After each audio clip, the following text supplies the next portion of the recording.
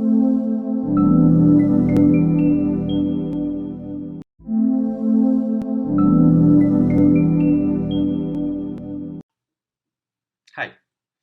welcome to Sportsy. Let's talk sports. On Sportsy, we have spoken to a lot of athletes. We have spoken to a few team owners. We have spoken to administrators. We have spoken to coaches. Today, we have somebody with us who actually brings money to sports. We have today with us Vinit Karnik.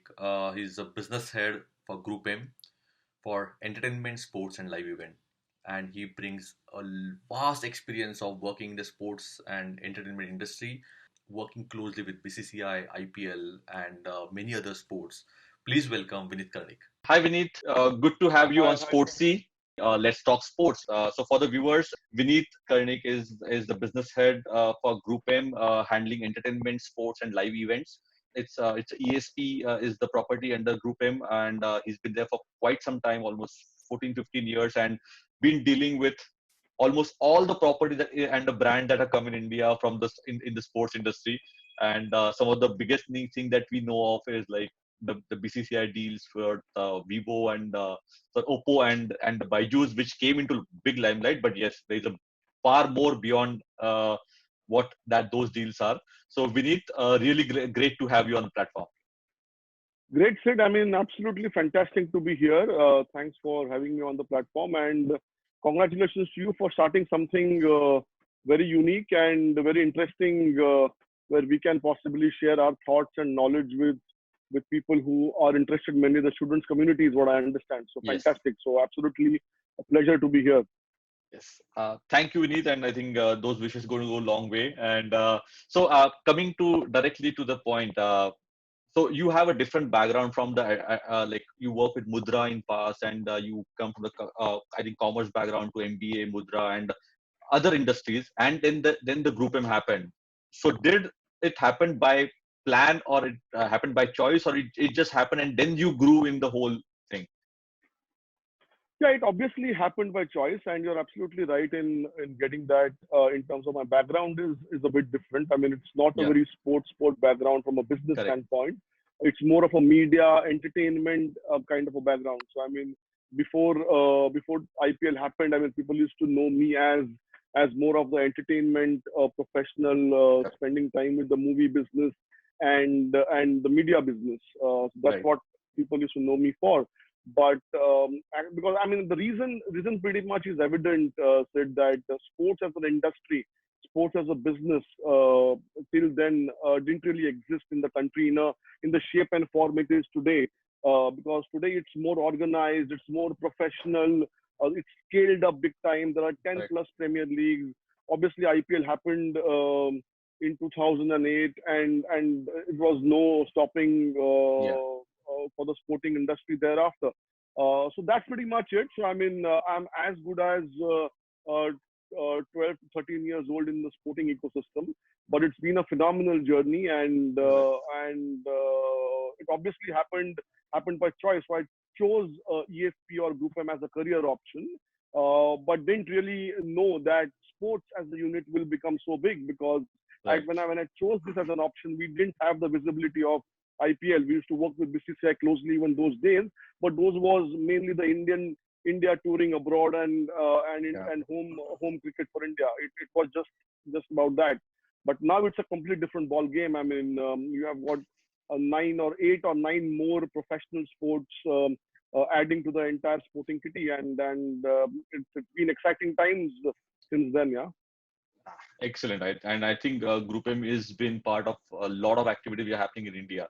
So in the career of entertainment, sports, and live properties, one thing commonly stayed with ESP or Group M and the divisions is about brands, working with the brand. So you are always looking at how do you get money to the sport, give ROI to the brands, because the more money comes to sport, the more the sports flourishes, and the more ROI the brand sees, they are happy about it.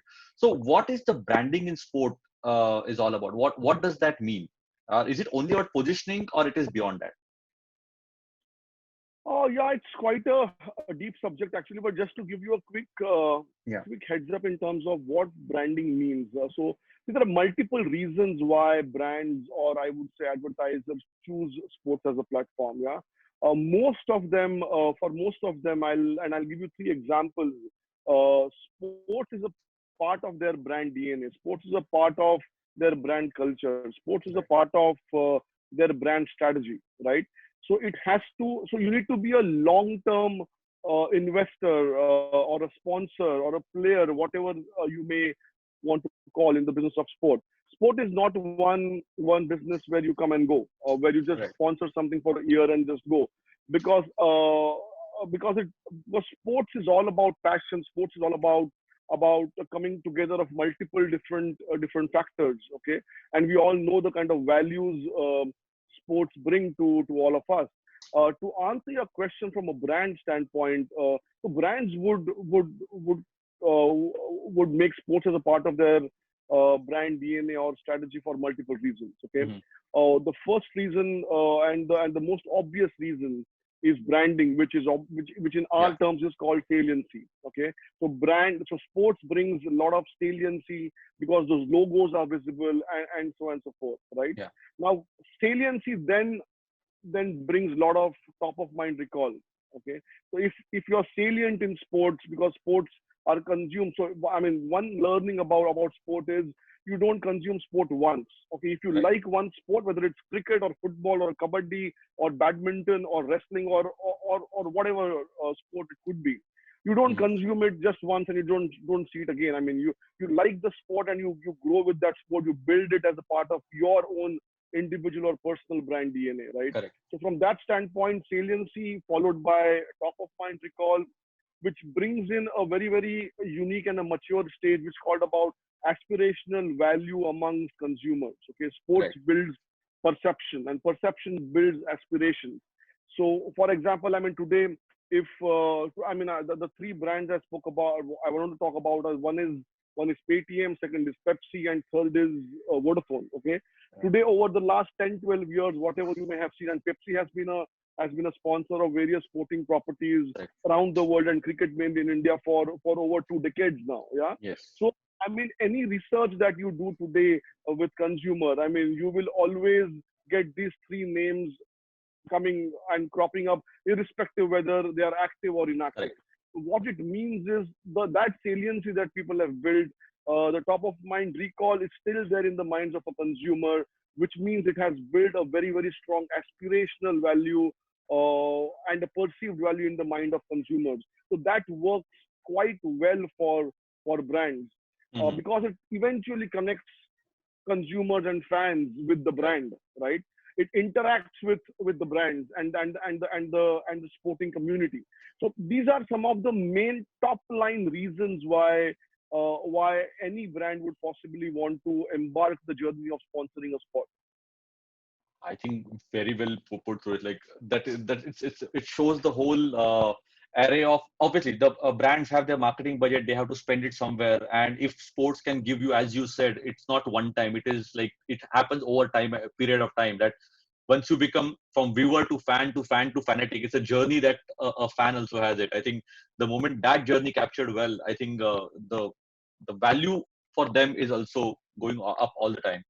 So when we're talking about when you talk about value, how do you value a sporting property? Basically, what are the components typically consider that I want to put, say, Muthoot want to put, or CSK wants to ask 25 crore for the Muthoot to pay on the front of the jersey, or Hero putting in 15 crore or 20 or 40 crore now in ISL.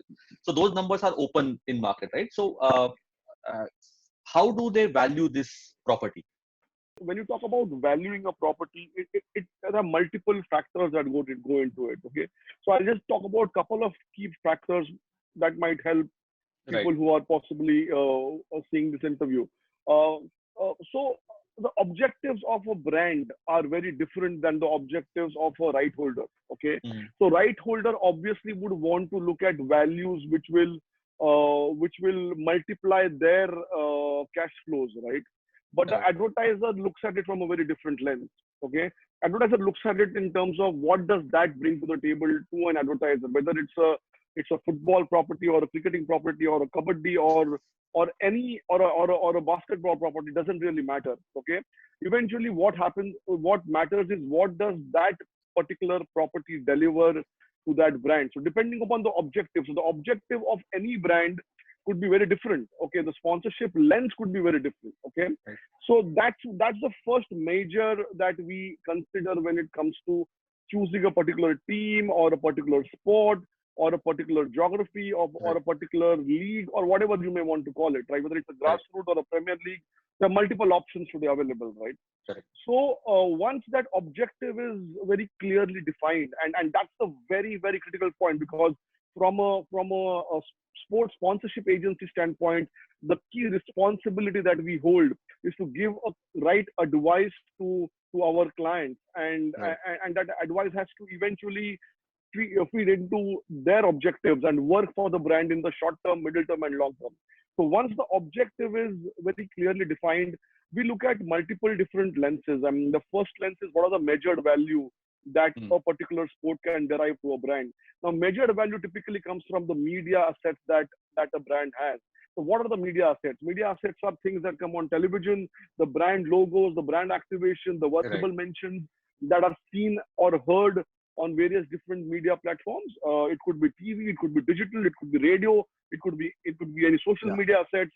So those are things which are measurable assets, right? Mhm. So most of the brands consider measured value as the key aspect Okay. of sponsorship, and that's the key ROI driven modules. But there are some advertisers who are a little mature in the entire sponsorship game and look at values which are beyond media. Mhm. That we typically call as perceived values. Okay. Correct. Okay. Now, as I said earlier, that sports builds perception, sports builds top of mind recall, it builds aspiration. So you will have to measure these things very differently. So I mean, so typically the way we say tangibles and intangibles. So there are ways and models today in which you can also evaluate or measure the ROI that has been derived by the perceived value or the intangibles, the way we call it, right? Mhm. So whether it is media, whether it is PR, whether it is news networks or match day activations, Mhm. all these aspects of valuations are broken up into lenses. Okay. One is measured value and second is perceived value. These are typical measurement matrices that we look at. The tools that are used could be different. The objectives that we look at could be very, very different. But yeah, typically this is where it stands. Wow.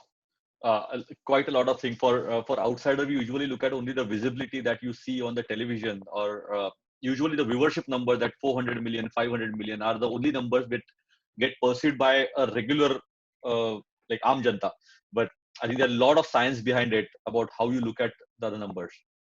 Yeah, so while the television reach and viewership numbers are very very important, and whenever we do any of the exercises, we give a significant amount of weightages to these parts also, because eventually the measured value will come from the television or a digital media reach or a PR reach or and things like that. So these are very very important aspects, but Mhm. these are to us hygiene aspects. I mean, anybody would look at these aspects as the first step. But the whole idea is depending upon the way you want to take the game and your investments in that Mhm. particular sport, then the game becomes a little bit serious. Right. So I think when you're talking about the valuation, we know that for some time we already started seeing the Bundesliga on an empty stadium or EPL with empty stadiums. So and India government also said that the events will start but without any fans. So we know that there are not going to be fans for some time, at least till you get some visibility, say 6 months, 9 months, 1 year, whatever that time frame be. Is that going to impact the value of sporting property, even though it's live on the broadcaster? See, in short term, I mean, none of us want, and I've been talking to many people worldwide, right from US to Spain to Germany, where things are slowly, steadily coming to normalcy, and people are starting various sporting activities. See, none of the right holder community or none of the organizers or none of the federations are loving this, right? This has Correct. been Yes. come to us without an option, right? So that's not the sense that I'm getting is that this is not going to be a very permanent phenomenon. Okay, Yes. COVID is going to be so while COVID will change a lot of things and the new normal will come into play, certainly there is no doubt about that. But eventually, maybe 8 months, 10 months, or a year down the line, things will come to normalcy the moment we have vaccine, and eventually, whatever we may talk about the technological overhaul, and we can use some of the fan engagement pieces through tech and AI and VR and stuff like that. Multiple options are being considered. These are going to be in short and middle term. I don't think long term we will have sports without fans, because fans are a very, very integral part of the entire sporting ecosystem. And if you ask me, the proof of the concept and the fun is in people giving you a full house. It's motivation for the players to start with, and the entire ecosystem actually depends on that.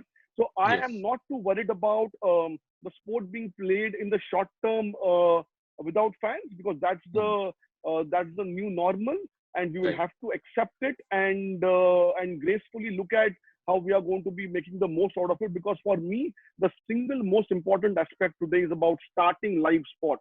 Yes, exactly. And slowly coming to the normalcy. So I mean, to answer your question, most of the people who have invested in sports are long-term investors from a sponsorship point, from a right holder standpoint. Today, all are united in the whole scheme of things. We are all rallying with each other and trying to help each other in the way possible. So in short term, yes, the values might have an impact, but in middle and long term, I don't see that that's going to be too much of a problem, because people who are willing to support and people who have sport as a part of their brand DNA or brand strategy, they will be with the sport for a long time. They are not here for a short haul. Correct. I think very well put through. I think that use of technology, AR, VR, is going to be probably the fun thing that I'm wearing my the VR glasses and sitting in the dugout next to Virat Kohli when the other team, everybody else is playing, and I get to see the view and look at my left, Virat Kohli, look at my right, and probably I see ABD. I think it's going to be the fun part of AR, VR, and fan engagement, and that will give a different way of branding. In VR, you can probably have a different kind of in-stadia branding that can happen in your virtual glasses, the way you look around. I had seen some of startups like that. But just to add to this question, as you mentioned that the brand, it's going to have a temporary impact, perfectly fine. But in India, as we know, the sport is not matured to that level, and none of our contracts, except IPL, none of the contracts are long-term contract. Even BCCI contract, 5 years of OPPO also had to broken for whatever reasons were. Except title sponsorship of IPL, no other contract has been long-term. Hero has been renewing the contract. It's not like they have signed a long-term contract. In US and Europe, we see 10-year deal, 15-year deals. So is that going to be impacted because these people are already looking at 1 year or kind of 2 year kind of deals in India? I genuinely don't think so. To me, I'm looking at this as an opportunity. Okay, so for example, with every little challenge, a challenge throws and brings in a more opportunity. So the entire digital interface and the virtual interface of fans and fan engagement could be a fantastic opportunity for a lot of the brands that you spoke about in the short and middle term. Because look here, I mean, the impact is not only on sport. The impact, this is a problem which has an impact on the society, on the cultural fabric of the world, and not only us in India, and not only sports as an industry, but social, cultural, medical, and emotional impact. Okay, so the impact has been really, really deep. I think most of the people I'm talking to, from a right holder community worldwide to the advertising community worldwide, people are looking at it in a very, very positive way. People are looking at sport as a big catalyst to bring people together again. Of course, over time, may not be in immediate term, and use as much technology and digital medium as possible in the short term. So whether the fan engagement happens in the physical avatar or digital avatar, we'll only learn a lot of newer things, a lot of newer technologies over time here, right? So that's the way most of the people are looking at it. And so when we're talking about the newer things, I think one of the new kid on the block, which has taken everybody by, not surprise, but really good, is esport. How are the brands looking at esport? Because you're playing everything virtually, and there are possibilities of branding inside the game. Like inside PUBG also, you can brand yourself. At the same time, the arenas can be branded. So there's a how is if you have any case study, I'm sure you must have worked on a lot of this esports kind of thing. So if you can talk about how brands are investing into esport and the growth of esport here. Yeah. So esports is a very interesting time for esports actually, and gaming. And I'm not getting into the details of, Yeah. there is a difference between gaming and esports. So that will keep it for some other Yeah. time. But whether it is gaming particularly, because esport actually happens in an arena, in a stadium, and it's Yes. more about, so right now it's more about gaming and not so much about esport in the short term, in the COVID period. So we have seen a lot of traction. So I mean, see, the traction for gaming was always there, even before COVID happened. It has been a gradual progress that we have seen over the last 2 to 3 years. Okay, so it has always been there. What COVID has done is COVID has actually pushed people to look at it seriously. And the moment people started looking at it seriously, they realized that these numbers are actually real, because we have seen Yeah. a 20 to 30% jump in the number of downloads for various different games. Yes. We have seen a massive amount of difference in the time spent from people, because people were locked into their houses. And what do you do? I mean, you're sampling something or the other on your mobile phone. So India, unlike the West, is going to be a mobile-first gaming market. Okay, so that's one thing that we need to very clearly realize. So there are a couple of ways the advertisers are looking at gaming currently. So one is the in-gaming integrations that we call the Right. traditional integration model. Second is the sponsorship model. So a package of sponsorship plus integration is something people are considering. A lot of advertisers who are currently organizing bespoke tournaments. Okay, so I'm XYZ advertiser, and I want to, and I'm a digital player predominantly.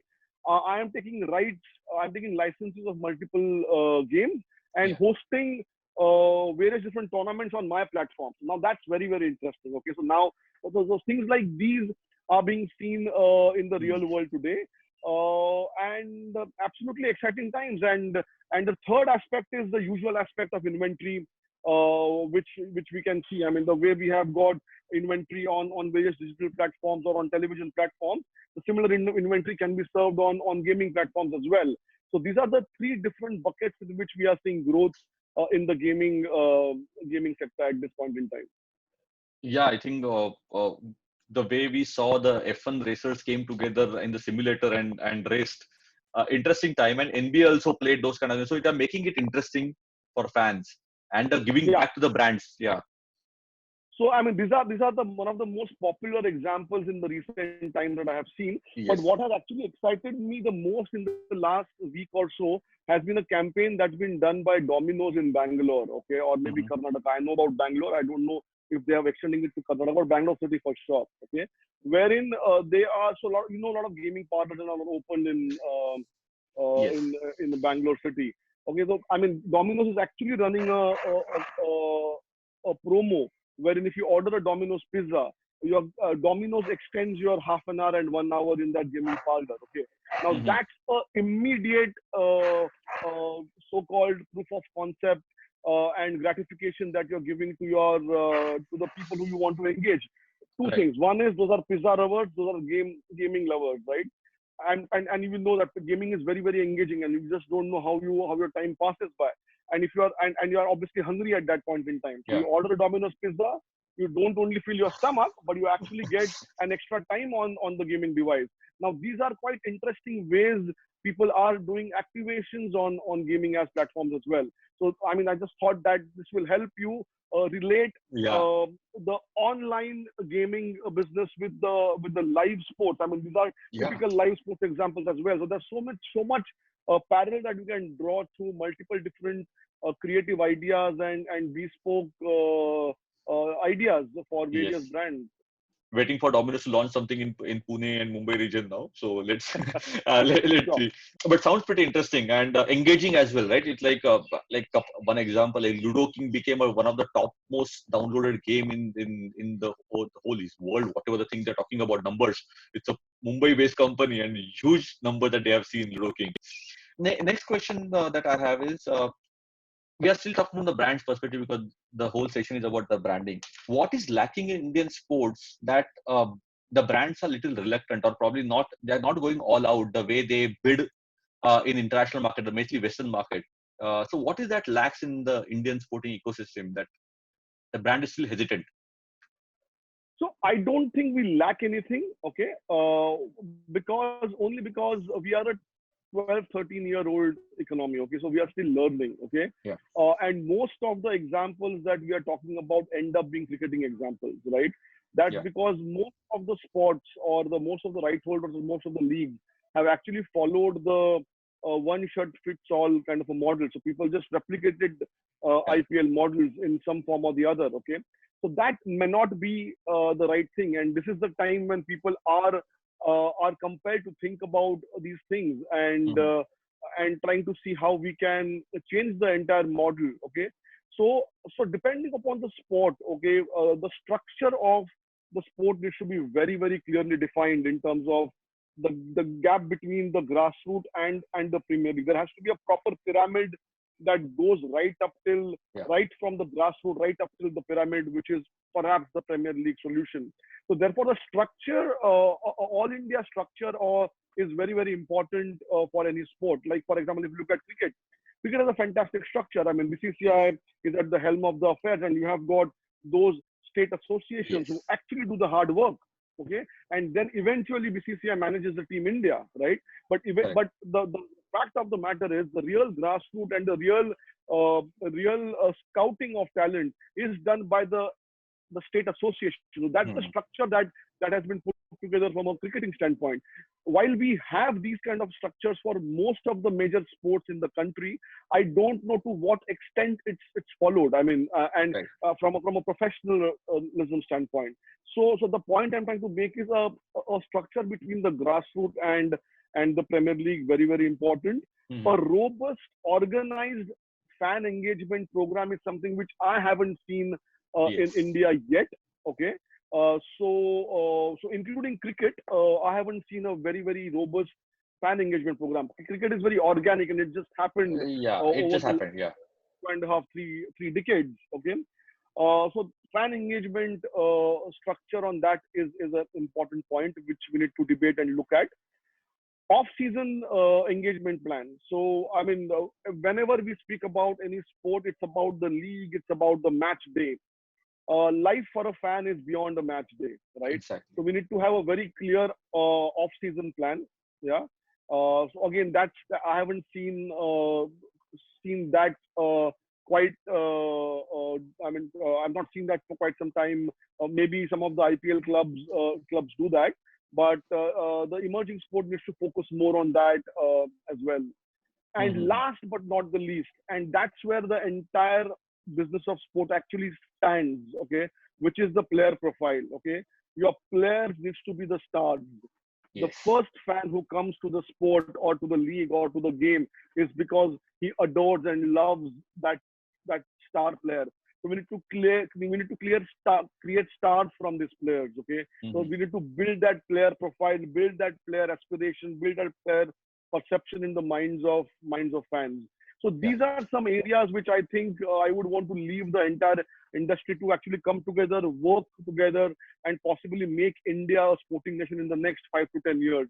So these are some of the points which I don't think we lack, but these are the areas where we can improve upon.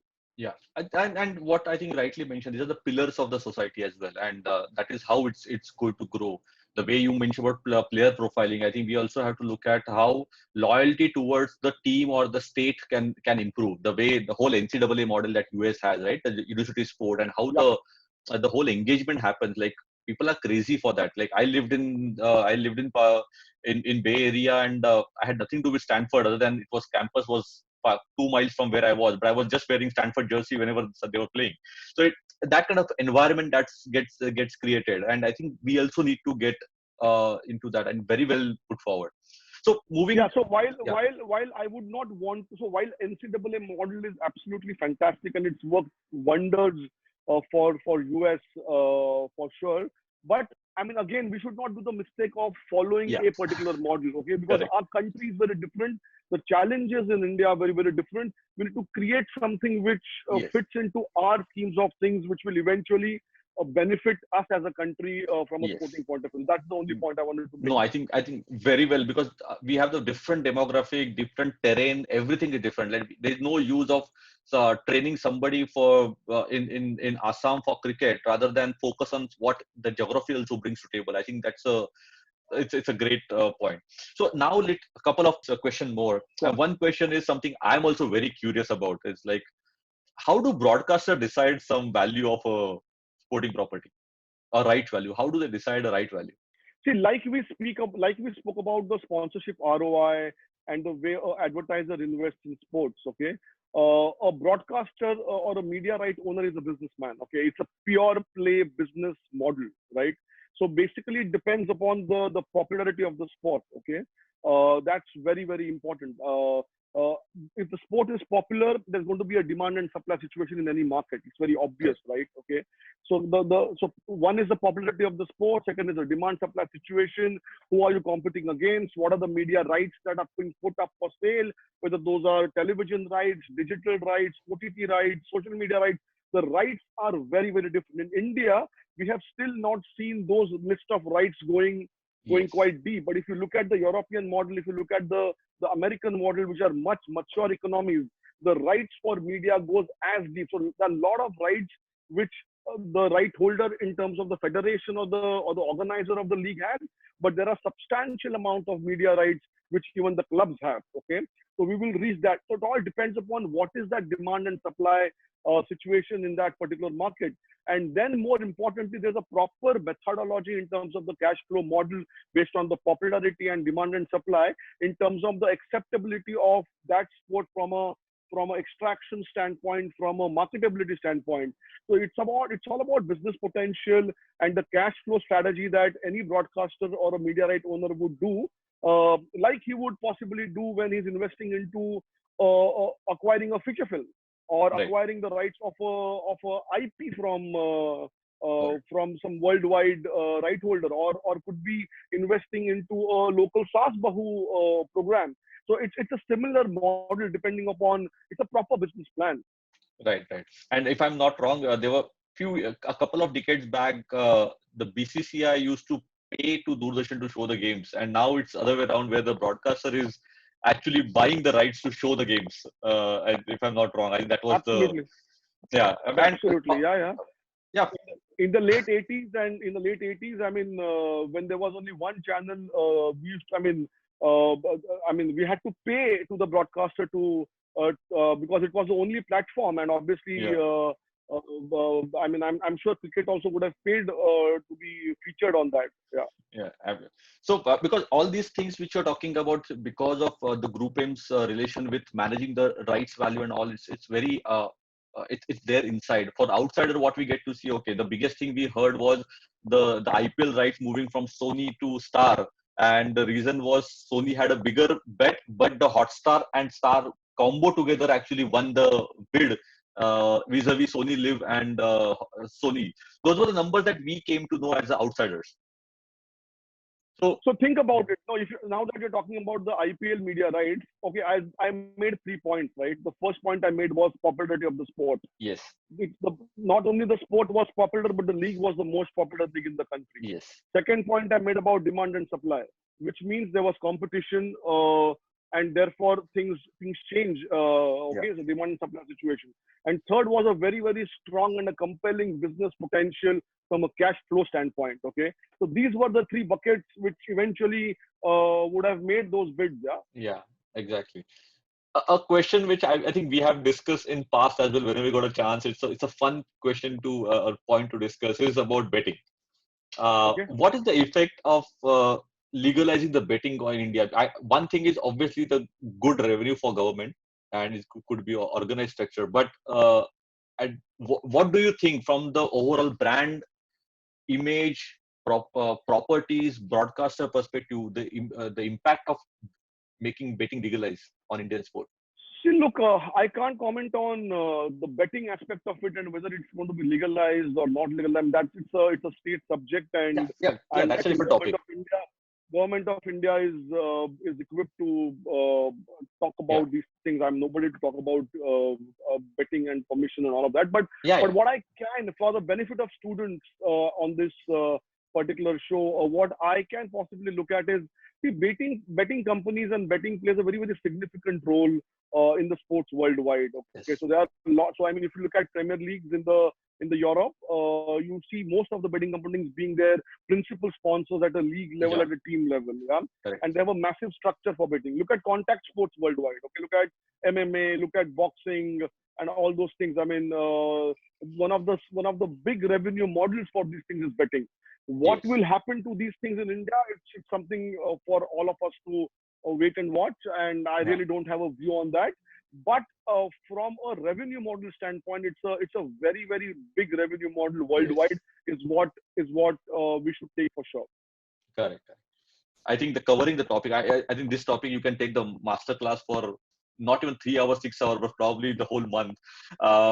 So now, from the student's perspective or the parents' perspective, one typical question that they have, that what are the typical careers which are available in the media or the agency world, and what do they need to be ready with, or what can they achieve, or what they can develop in themselves to be eligible for these kind of careers. Sure.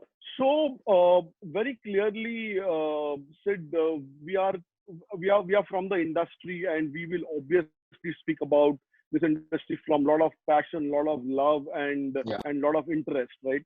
And I will again go back to the 12 or a 13-year-old story. Okay, see, look at it from that point of this industry is a 12 or a 13-year industry, and if my numbers are right, it has enabled about 25 to 30,000 jobs already. Okay, Yes, so quite what we possible. need to be very clear about is there are multiple segments within the entire entire sporting ecosystem. Okay, so like for example, if somebody is a chartered accountant, or if somebody is a marketing professional, you don't look at becoming a CEO in 5 years or 10 years, right? Or you don't look at becoming becoming the big time financial expert in the 5 to 7. You obviously work those things out. So in Yeah. sporting business is a little different. Sporting, you have got multiple aspects of the business. One is the biggest aspect of the sporting business are two aspects. One is the retail segment, which is the biggest segment, okay, Yeah. and second is the operations segment, okay. Most of the students who come to me and who I keep talking to about always come with the lens of being a sports fan first, okay. Yeah. Now, being a sports fan and working in the sports industry and doing business of sport are two different things. While Yes. that's a great starting point, you need to build your interest over time, okay. So look at sports retail as a massive segment, which I believe will grow in the next 5 to 10 years. Look at sports operations as one of the biggest industries which will build over the next 5 to 10 years. Look at grassroots as a massive opportunity, because today the Premier Leagues are only catering to 5, 10, 15, 20 cities in India. India is a very deep country. Look at Yes. look at tier 2, tier 3, tier 4 towns, and take sports to as deep as possible. Now that's a complete blue ocean for all of us, right? Yes. So there are enormous opportunities, immense possibilities, unlimited options. It all depends upon the kind of hard work and the commitment that you want to bring to the table. Initially, for the first 4 to 5 years, it's going to be a tough time, because that's what every industry is going to do, very hard work. Yes. Okay, so if you are prepared for that, I can guarantee you that in India, sports will definitely, there'll be multiple things that will grow in India, but I can vouch for sports as an industry to grow definitely, because we have got a lot of ambitions as a country. Yes. We are a very big country, right? And eventually we will have our share of boys in sports other than cricket. So therefore, the efforts that are being made in the world of football in India will give us some kind of a better rankings worldwide from a FIFA standpoint. Will meet the kind of effort that is been put by the sports ministry on individual sports, will give us better medal tallies in Asian Games, Commonwealth Games, and eventually Olympics at some stage. So athlete management, talent management, talent grooming. Uh, I can just go on and on. Yeah, I mean, exactly. nutrition, sports psychology. I mean, there are various. Look at sports from a holistic standpoint. Look at it from an industry standpoint. Most of the Yeah. people that I talk to only look at it from a management standpoint. Yes. Management is one aspect of sports. Okay, so what I do is one aspect of sport, but what I don't do is quite bigger. It's much bigger than what I do. But Yes. this is Correct. what I have chosen to be in, right? But there is quite a lot that we can do in the world of sports. I have just narrated a couple of points in terms of Yeah. what could be the options. But I mean, I think if you are interested in sports, if you really are passionate about, opportunities are going to be in abundance. That's for sure. Yes. I think you echoed the sentiments of the people who are part of it, pure out of passion and looking forward to making a career out of it and being part of it. Sports is not only about glamour. Glamour is a byproduct. The sports is about fulfilling those dreams for yourself, for the athlete, for the nation. I think it's a nation building process that can happen Absolutely. in the. It's an opportunity. I think very few people actually got a chance to be part of the sunrise industry and be in the sports in currently in India. I think we got an opportunity to be part of the sunrise industry and grow with it. Uh, You nailed it, Sid. You nailed it. I mean, how many people had an opportunity of getting into an industry which is a 10-year-old industry, okay, Correct. 12-year-old industry? Now, that's the positive lens in which we need to look at this business and just scale up. And we Yes. need the help and support. The industry needs the help and support of the younger talent to come up with new ideas, new experiments, push us, challenge the status Yes. quo, and sky's the limit. Yes. Perfect. Perfect, Vinit. It was like, yes, it was too short, but I think it was just in time for the right audience. And it also, what we want to do from this is basically give the pointers to the students or the listener to start Sure. thinking because everything that you mentioned actually has a case study within itself. So they can actually get deeper into those thoughts and get a direction of the thinking. That is what we want to achieve. I Sure. think it is phenomenally done. Great talking to you Absolutely. again. Great. Thank you, Sid. Thank you. Thank you very much and wish you all the best for your platform. Yeah. Yes, thank you. And looking forward to more and more sessions with you as and when time permits and whatever that we can do together. So thanks a lot. Absolutely. Always, always a pleasure. Thanks. All the best. Yes, thank you. Take care. Take Yeah. care, Vinny. Bye. Bye. Bye. Bye.